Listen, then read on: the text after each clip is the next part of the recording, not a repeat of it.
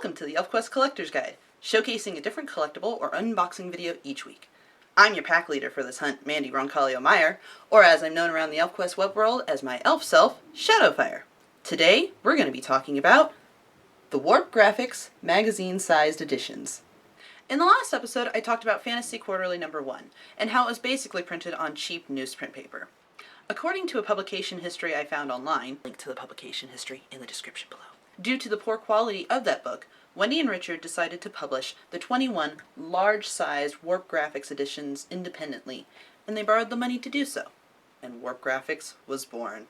The Warp Graphics editions were released triannually from 1978 to 1985, and featured different cover prices depending on which edition you bought of which issue. First editions of issues number 1 through 5 feature a cover price of $1. Second editions feature a cover price of $1.25, and third and up editions feature a cover price of $1.50. First editions of issues 6 through 9 have a cover price of $1.25, and second editions and up have a cover price of $1.50. And all editions of numbers 10 through 21 have a cover price of $1.50. In 1984, Marvel reprinted numbers 1 through 4 of these large-size editions with a cover price of $1.50, and those are the editions that you see that say ElfQuest with a number next to the title. Collector guide websites, such as comicbookrealm.com, have the current value listed at around $5 to $30 for each individual issue, depending on the issue. I commonly see them on eBay for around $2 to $5 individually, with cheaper priced copies popping up very commonly. I commonly see full sets on eBay for around $25 to $70, although some silly sellers try to sell them for like hundreds of dollars, and I think those sellers just don't do their research very well before they make their eBay listings. Do your research! And now it's time to talk about the issues themselves. Yay! Okay, so here we've got the cover for issue number 1. We've got Cutter riding Night Runner, going to fight the humans to save Red Lance. Now, I'm not actually going to talk about the story of Original Quest other than what we see represented on the covers, because, hello, we should all know the Original Quest. I shouldn't need to tell the story of it. And if you don't know the Original Quest, what are you doing watching this video? Go read Original Quest and then come back and watch my video, okay? Anyway, so, cover, we've got Cutter and all them fighting. And then if we switch over to the back, we have, this is one of my favorite images of Cutter. It's just good old young Cutter when we first meet him. He's newly become a chief, he's still young, and he looks proud and sad all at once, and I mean, we all know why. And it's just, I've always really enjoyed this image of Cutter. I actually have the art portfolios, and out of all the art portfolios, eventually I will have them all framed. But so far, this is actually the only image out of the art portfolios that I have in a frame because I love it so much. So this is one of my favorites of the covers. Just one of my favorites, or should I say the portraits on the back. And we shall continue. Next up. Alright, here we've got the cover for issue number 2. We've got Cutter riding on Night Runner to go kidnap Lita, and we know how that love story turns out. Lita and Cutter are some of my absolute favorite characters in all of ElfQuest, and Night Runner is one of my favorite of the wolves. So this is another really awesome cover. I've always loved this one. And if we flip over, on the back, we have another of my favorite images, as you can tell because it's featured on my shirt on this episode. We have Lita's portrait, and I have always thought this is one of the most gorgeous portraits of Lita.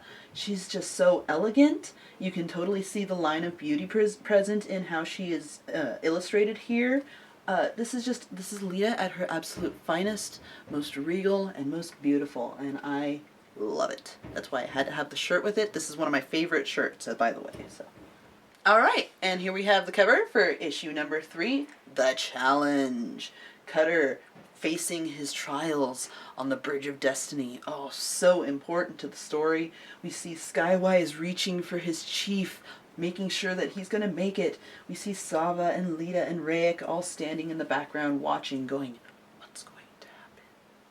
Another just absolutely beautiful cover. I love how it illustrates what happens within the issue so beautifully. I mean, it's Wendy, so how can it do anything but?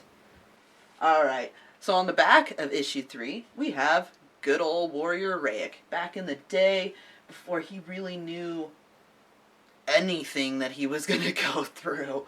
He's gone through so much, and it's kind of cool to see him back in this day again. I'm kind of reminiscing because I've read so much about the characters and what Rayek is now going through, and I'm really excited to see what he's going to go through in the next issue of Final Quest out at the end of this month. So, kind of makes me just think and get nostalgic. Okay, here we have cover of issue number 4, Wolf Song. And this is another great one. I mean, do I need to say that for every issue cover? Because, I mean, we all know these covers are great. But, I mean, what else can be said, right?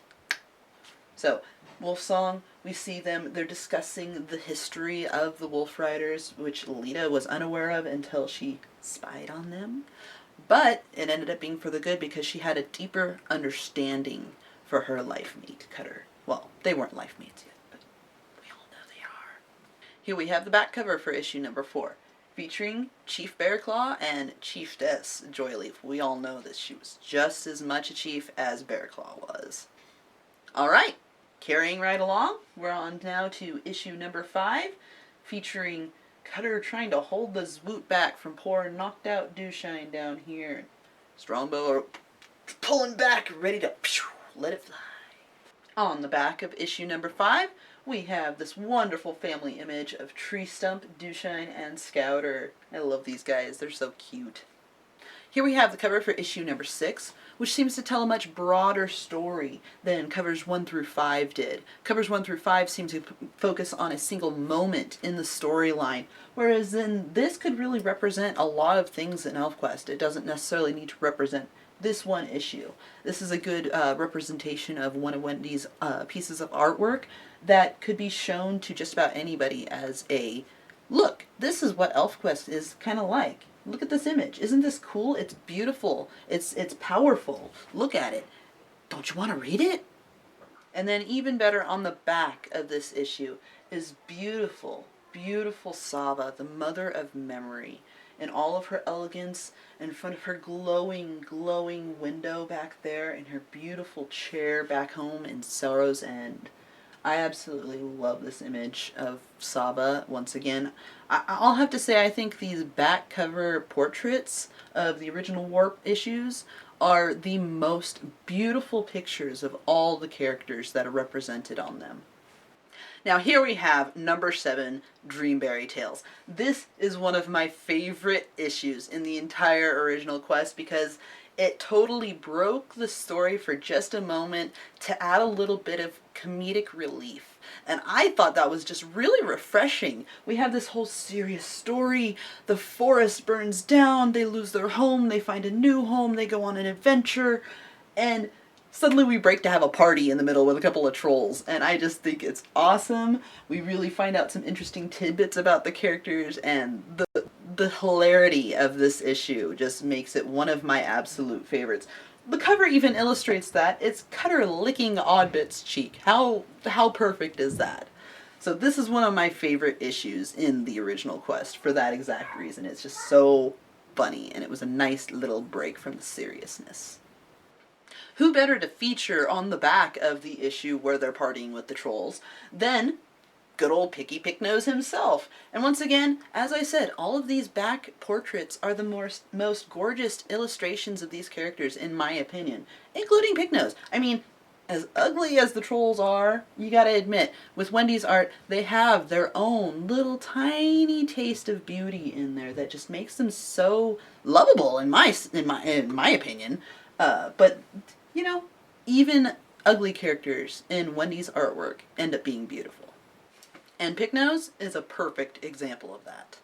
Here we have the cover for issue number 8. We see Skywise riding in on Star Jumper with Night Runner in tow, thinking that they need to go help Cutter. But they don't know that Nona and Adar, I think it's Adar? They don't know that these humans are actually good humans that are actually trying to help Cutter, who they think is an elf child. But we all know, once again, how the story goes, so let's move on to the back cover. Here we have the back cover for issue number 8, featuring the current Cubs in the storyline, Suntop, Ember, Wing, New Star, and Dart. And of course we have Ember holding cute little Choplicker right there. And what else can you say about it? It's the cubs. They're adorable. I know I love them. Don't you? Here we have the cover for issue number 9, and this issue has just always screamed Shakespeare to me because I see Lita right here holding that elf skull up, and I can't hear but hear, "Alas, poor Yorick, I knew him well." So, you know, all Shakespeare to me. And here we see Skywise and Cutter following the Lodestone, which is the name for this issue. And then on the back, we see everybody's favorite stargazing playboy, Skywise here, doing his thing, looking up at the 2 moons. And now the cover for issue number 10, which we see Petalwing lovingly clasping Lita's hair, kind of tangled within it.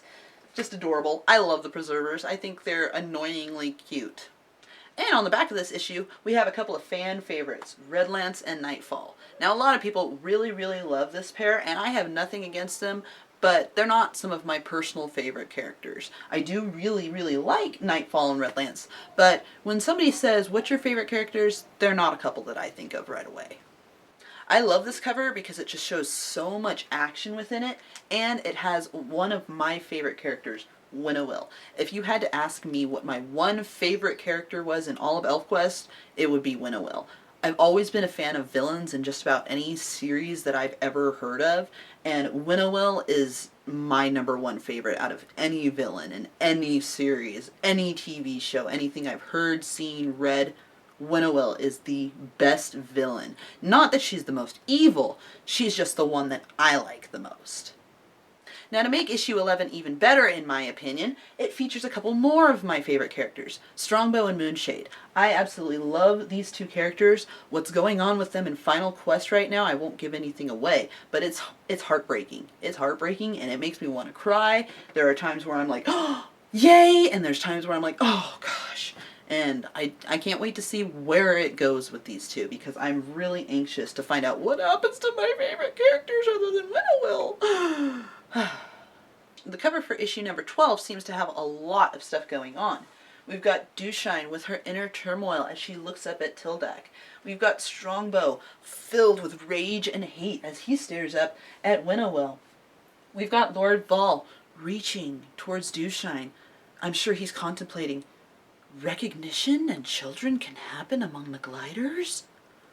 We're saved! So, a lot of stuff going on this cover. Another wonderful cover. I don't need to say that because we all know that they are awesome. On the back of this issue, we have the Wolf Pack. Now, please don't strangle me, folks, but I don't have all of these wolves named. I know some of their names, but I'm not even going to attempt to try to point them out and call them because I don't want to get it wrong. So, just know that these are the current wolves in the Wolf Pack. And on to issue number 13, features Timorn catching a fish, and it features the story of the secret of the Wolfriders, a little bit more of the backstory about how the Wolfriders began. And on the back, we have good old rosy-cheeked Pike, doing what he does best and loves most, and that's eating dreamberries. Issue number 14 is another one that features a lot of action in one single image. You can see all the Wolfriders tangled up within the strangleweed up there, as Winnowill holds on to poor stunned Suntop, and Cutter, as any dad would, is just like, "I am gonna get you, you got my cub, I'm coming for you." On the back of this one, we see one of my favorite of all the portraits, and I think we all know why. It's because I already mentioned, Winnowill is one of my absolute favorite characters. If you had to ask which character was my favorite, it would be her. And here we see her in all of her dark glory. This image just seems to represent so much of her. It represents her elegance, her power, her mystery, and I just absolutely love it. And then on the other side, we see Tildak, shape-changed Tildak, who was once a beautiful elf and has shape-changed himself to have wings so that he may ride the winds along with the giant hawks that the rest of the gliders ride. Here we have the cover for issue number 15, The Quest Usurped. And we see Lord Vol riding one of the giant hawks with Cutter and Ember behind him. And we all know where they're going. Lord Vol was like, "Hey, you guys, you're coming with me. We are going to go find this ancient palace of the High Ones, and you're going to love it. Come with me. You're going to love it." On the back of this issue, we have the portrait of One Eye in Clearbrook, which was actually one of the designs offered on RedBubble recently as a limited time design. The cover of issue number 16 features a beautiful but sad and heartbreaking portrait of Lita.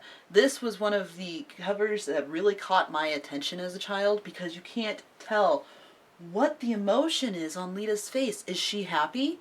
Is she excited that she just found something? Or is she sad and heartbroken because she just lost somebody dear to her? What is going through the healer's mind? You had to read to find out. And that drew me into ElfQuest. That made me really focus on the beauty of the story and the emotion put into each and every page and panel. On the back of this issue, we have another great example of how Wendy's artwork makes any character look beautiful, even if they're supposed to be an ugly troll, or in Two Edge's case, half troll, half elf.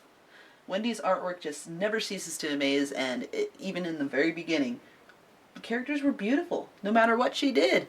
Gorgeous. Now, the cover for issue 17 has made me laugh somewhat over the years, because if you look closely, it kind of looks like Cutter, in his rage to attack the trolls, is just climbing right over Tree Stump's shoulder. Or maybe he's trying to stand on his shoulder so that he's taller against his enemy. I'm not sure, but it's always just brought a little bit of a chuckle out of me to see Cutter climbing on his uncle's shoulder to get to the trolls. On the back of this issue, we have Go Back Chiefess Kavi and the Rock Shaper Ekwar. Now, issue number 18 is another cover that always really drew my attention, just like the one a couple issues ago with Lita crying. I loved the intensity in Cutter's face, and if you had read the issues before this, you're like, wow, he's wearing armor? What's this about? This is cool. I gotta see what's going on. And I always loved the intensity and the fierceness that's portrayed on this cover. Now, the back of this cover features a troll that I don't think anybody could say is pretty or beautiful, and that's Guttlecraw. The cover for issue number 19 shows right in the heat of things, right at Quest's End Part 1, when Redlance is trying to keep all of the young ones safe, while the others go and attack the trolls for the Palace of the High Ones. The back cover of this one features somewhat of a tribute to the poor Lord Vol, who just died in a couple issues prior to this. And on to number 20, the last one that actually features some storyline in it, we have Quest's End Part 2. Now, to be honest, it took me years and years to even notice this white outline here that is Timaine holding Petalwing. I don't know why, but just I always focused on these groups all the way around the edge. Never really saw that white outline until probably about 5 years ago, maybe a little bit longer than that. Just another detail to these covers that I never noticed until now. The back of this issue features Woodlock, Rainsong, and Shen Shen, as well as baby Mender, even though he doesn't have a name title. Look how cute he is. He's just a little tiny baby Mender there. He's so cute. And finally, we have issue number 21, which doesn't actually feature any storyline within its pages, but it does have some behind-the-scenes things, some early artwork, inspirations, things like that, that were part of ElfQuest's history. Look, early cosplay, awesome. There's some early cosplay pictures in the back, just things like that, you know, early concept art, you know, ideas, thoughts, plans. So issue number 21 doesn't feature actually any storyline within its pages, just behind the scenes artwork and things like that.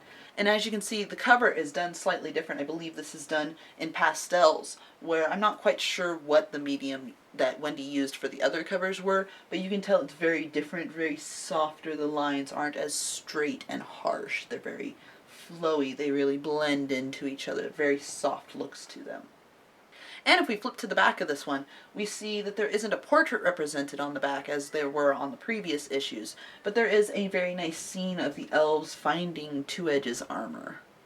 Alright, well, that was a little showcase of each of the individual issues. I hope you guys enjoyed seeing those and seeing the back covers. They're all absolutely gorgeous artwork. If you don't have this set for yourself, I highly recommend trying to collect it. for yourself because it's absolutely gorgeous. It was the first time the entire story had been printed, so it also has collector's meaning. All right, folks, let's get on to this week's Q&A session.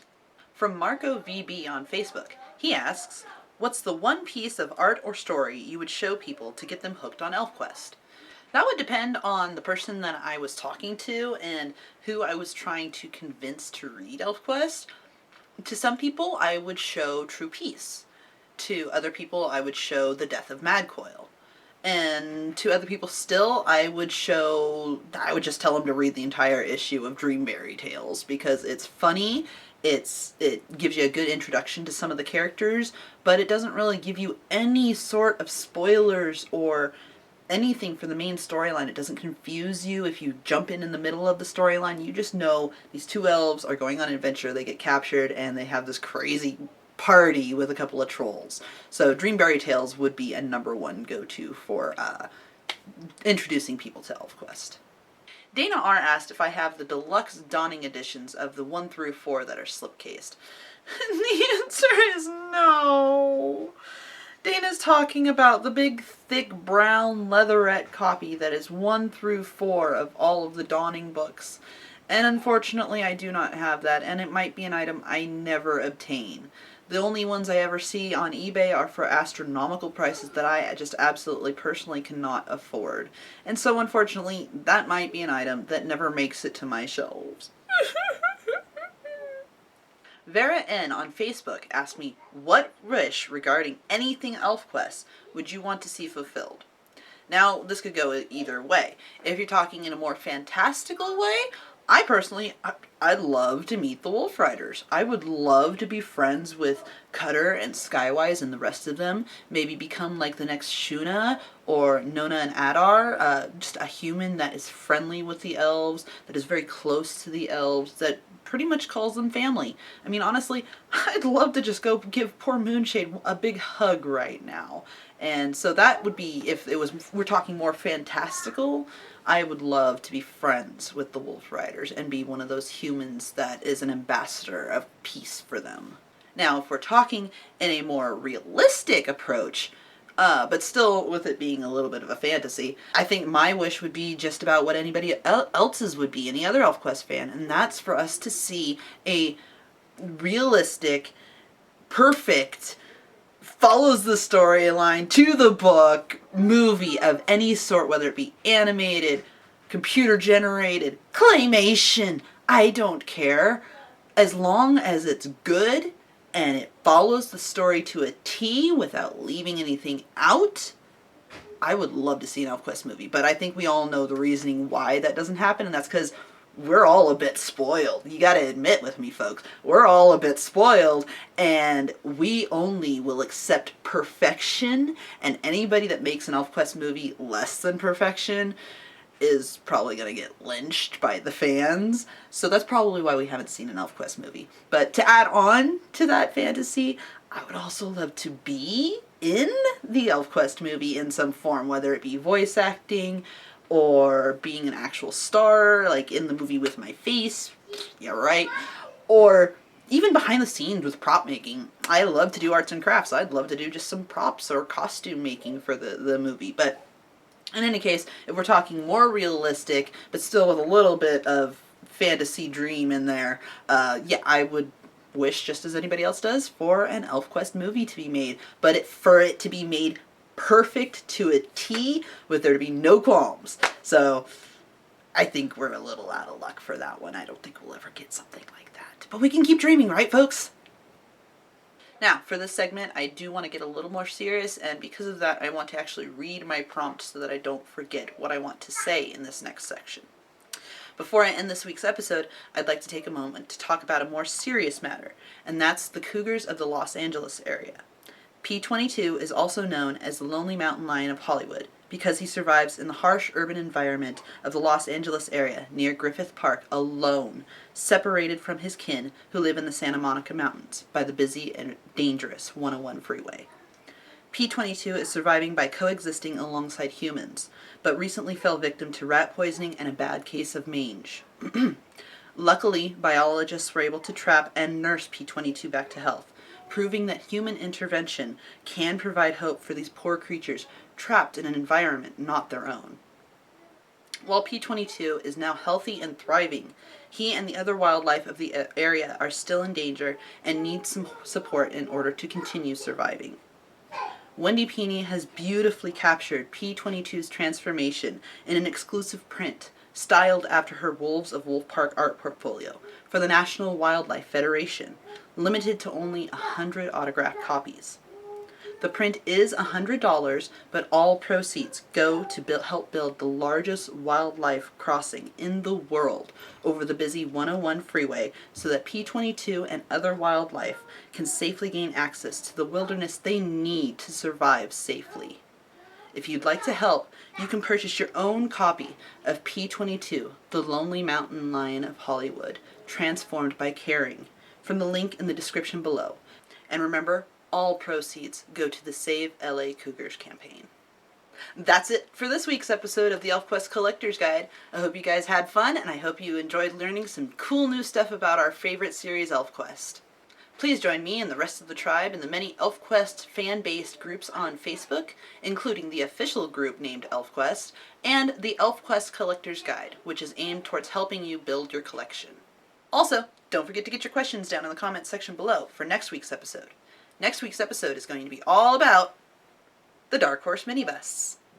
Until next time, shade and sweet water, and happy hunting. Bye!